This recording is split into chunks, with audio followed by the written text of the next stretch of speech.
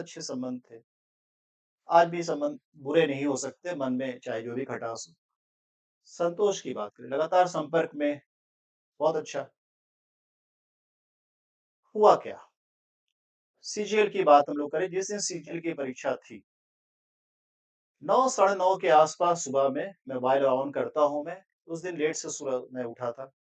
तो एक कागज में लिखा हुआ लगभग 1, 2, 3 कुछ क्वेश्चन नंबरिंग था और उसके बगल में कुछ आंकड़ा था। आंकड़ा मीन्स कि 29 उस्मा त्योहार ऐसे करके कुछ एक कागज में लिखी हुई बात थी। मैसेज ये आता है कि सर ये जो है वो पेपर लीक है, इट मीन्स ये क्वेश्चन पहले का है और ये क्वेश्चन आज आने वाला है। ठीक है? किसको भेजा गया?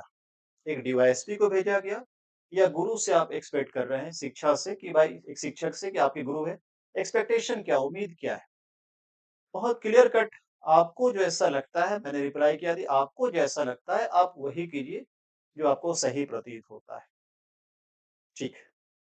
अब ये बात होता है पहला पॉइंट, क्या मैं उस कागज को क्या करता? एक डीवाईएसपी के रूप में मैं क्या करता? बाहर के सभी आप लोगों को लगता है कि एक डीवाईएसपी को बहुत पावर है, ठीक है? तो क्या मैं उसे अपने सीनियर को भेजता? पहला। क्या मैं थाना में जाकर कंप्लेंट करता? दूसरा। क्या मैं यूट्यूब पर आता और मीडिया में आके मैं बोलता कि देखिए ये है। मुझे उस समय भी नहीं मालूम कि एक्चुअली है क्या? समय गुज़रता है, 1 दिन 2 दिन के बाद ये चर्चा आता है कि हाँ, ये पेपर लीक है और ये क्या, ठीक है? तो क्या वैसी दशा में विद्यार्थियों का ये आरोप है या संतोष का ये आरोप है कि सर आपने उस चीज़ को क्यों नहीं बताया?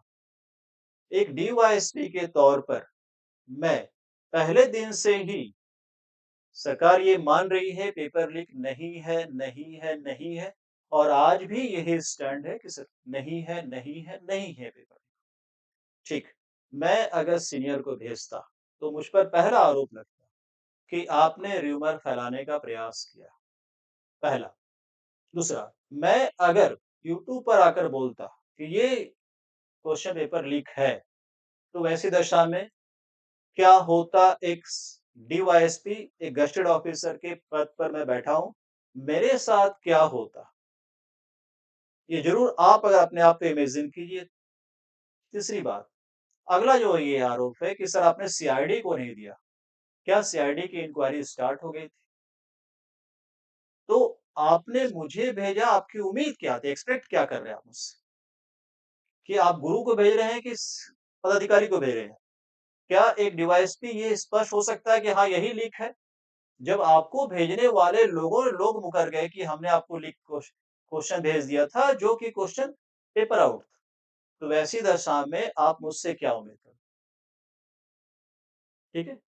6 महीने का आपका कहना है कि सीआईडी को आपने जो स्टेटमेंट दिया, सेम चीज़ स्टेटमेंट मैंने दिया कि 9 साढ़े 9 के आस-पास मेरे पास वो आया। मुझे ये क्लियर नहीं था कि भाई यही क्वेश्चन आउट है, मैं किसी और को कैसे भेज सकता था?